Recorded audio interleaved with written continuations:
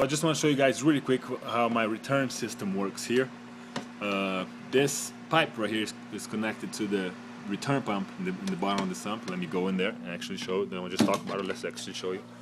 So this is actually a Marineland Maxi Jet. I believe it's 4500, and that puts out 1200 gallons per hour at 0 feet. So here I have about 3 feet of 4 feet of head. So that I'm calculating in the chart that I read from them. It pumps about 700 to 800 gallons per hour at 4 feet.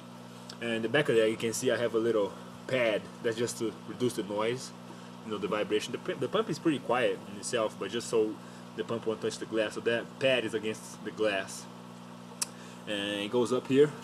And I have in the back, I have another return. This pipe is also connected to this pump, but in the back, let me go to the back and show you guys.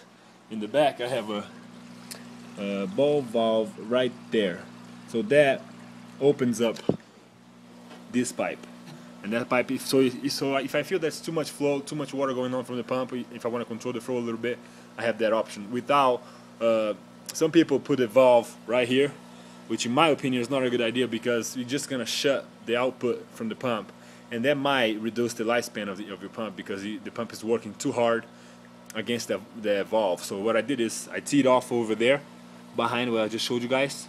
So there's a pipe in there that I can open up, and the water comes right back to the sump right there, dumps right back in it, and then goes to the pump again. That way the pump is working with its normal power. It's not like overworking, and I still can control the flow. But anyways, going back to the top,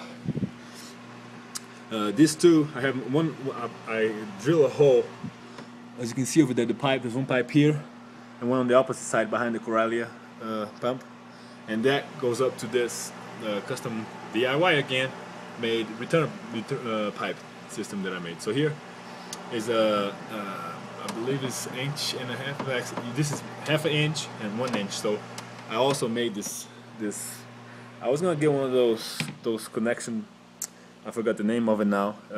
Something lock, quick lock or something like that. Master lock. I don't know.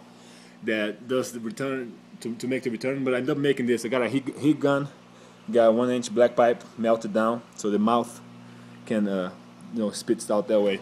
And I did not glue this right here, so I can turn in either way that I can, like pretty much 360 degrees, so I can have all the way up or all the way down. And also here I can twist this back and forth, so I can point that mouth, the output of water, anywhere that I want. And the same thing here, I had the option of turning that either this way, or I can turn the mouth from one side to the other. So that's the front, and those are the main ones. You can see is a 1 inch pipe. But I also wanted to keep the current flow pretty good behind the rocks, so I came up with this idea here.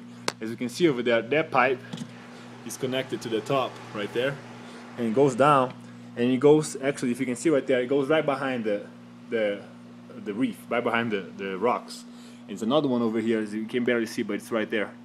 So the water is flowing. That's the slowest flow, because the main water comes out from here, and the rest comes out from there. And also, because the siphon effect this can cause, since I have that so deep, if the power goes off, all the water from all the way down would go down to my sump and flood my basement, and that's not what I want. So what I did is I put another little pipe right there in the middle. And that is just, let me see if I can show you guys, just, if you can see it right there, it's just below the water line, about 1 inch. So I did the test, unplugged the pump, the water goes down just to that, so the air goes in, and the whole system, it doesn't siphon all my water into my basement. And as a last resort here, I have another ball valve right there, and another one right there.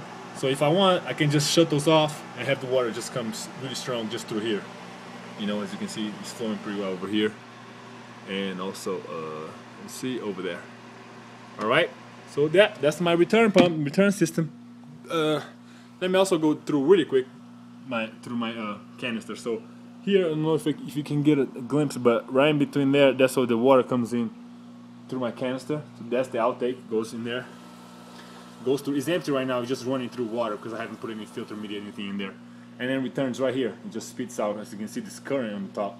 It's moving the top of the water pretty good and blowing it out.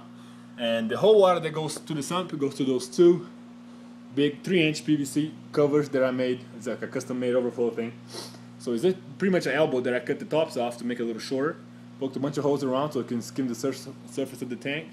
And a cover behind here is actually a 1-inch PVC. So it's two, as you can see, it's two outtakes here, two overflows. So each one is 1 inch, and they meet together at 1.25 inches, and then comes down to this system right here that I can show you guys another time, because otherwise it's gonna be too much for this video. But anyways, that's how my circulation goes. And on top of that, I have those two Corellias 1050s, one on each side, that are blowing against each other, and they are connected to these two timers over here. Let me see if I can show you. So as you can see, the buttons are each of these little buttons right here, it's about half an hour. It is exactly half an hour. So what I did is I alternate them. There's two, so the two pumps are connected.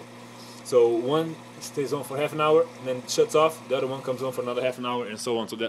I have like a random cycle. And well, as far as I read my research, I don't have any experience again.